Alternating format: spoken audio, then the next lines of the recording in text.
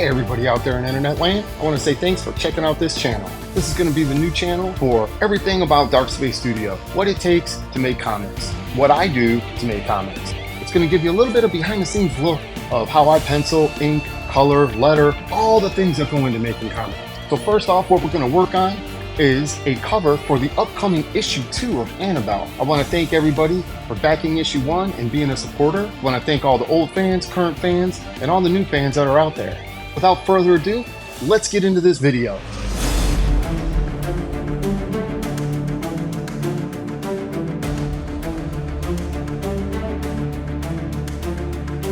And here we go. This is the cover to upcoming issue of Annabelle, issue 2.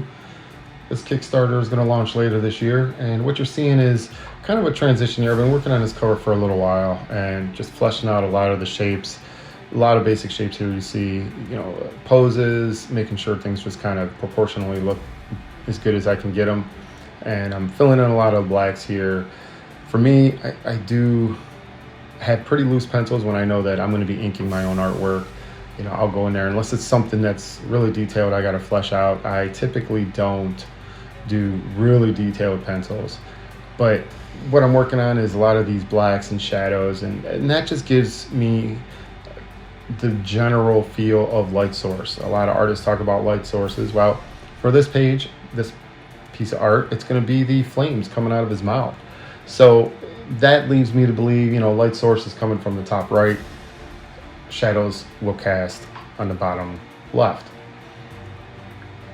And that just gives you a good foundation of light source, darks, lights, things like that. So I continue to kind of flesh out some of the shadowed areas, give things a little bit of shape here.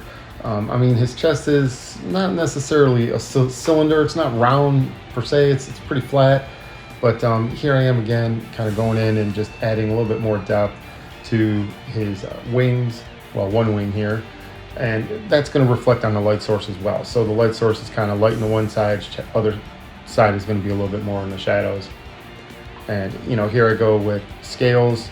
A lot of people say, less is more. I tend to believe more is more, but I only really do what I need to do to convey what I want in the image. So if I need to do more, I do more. If I need to do less, I do less. A lot of things in the foreground are typically going to be a little bit more detailed. Things in the background are going to be typically less detailed or out of focus, unless your focus is the background. And then foreground things will be more out of focus and less detailed. Then things in the background will get a little bit more detailed. I notice I jump around a lot when I'm drawing. I just kind of go place to place to place over the piece of art. I really don't have a system where I start from one place and just work my way top down or bottom up, whatever it be. But for me, pencils, I just jump around all over the place.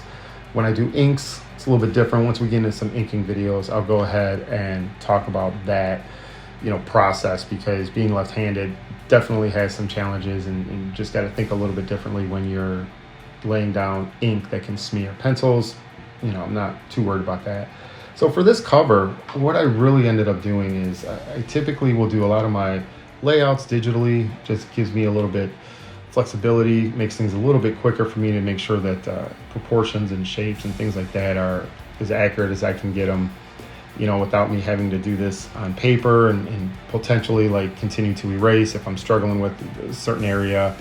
And, that can greatly affect the paper itself. If you constantly erase, if you've ever done that where you just erase paper and erase it, it starts to tear up over time. So what I end up doing is a lot of stuff is digital, print that out, and I will go ahead and light table those with loose pencils. That gives me all my basic shapes, proportions, things that I feel are pretty accurate. And I always end up making adjustments because, you let a piece of art sit long enough, you kind of something seems off. So you just, go back and rework it. And here I am filling in a lot of blacks. I personally, when I do pencils, I like to have all my blacks filled in. Sometimes I do them a little bit more filled in than this. This is pretty loose because I know I'm going to be inking this in. If I were to give this to an inker, I'd probably go in there and definitely flesh this out a lot cleaner. But, there's a lot of shadows. There's a lot of blacks. Black is one of my favorite colors. So, when in doubt, black it out. And with something like this, you know, create a lot of shadows. It definitely helps with the mood of the piece. You know, this story is a little bit on the darker side of things. It deals with, you know, magic, dragons, all kinds of stuff. So, you know, you could probably go with too much black, but, you know, a lot of shadows definitely helps to set the mood for artwork here. So, you know, I'm just going in, continuing to do some more blacks, fill everything in, and really get close to wrapping this whole piece up here. Making sure shapes on her are, you know, relatively defined. Years ago I read that, you know, you don't want to do a lot of lines on women because it can take away, you know, some of the sexy part of a woman. So I didn't do a lot of detailed lines on her. And this is the final piece. And this will go ahead and get inked in once I scan it in. We'll do a blue line and I'll do a whole video on that. So thank you for watching. Hey, if you like the content on this channel, go ahead and smash that like button and hit that subscribe button.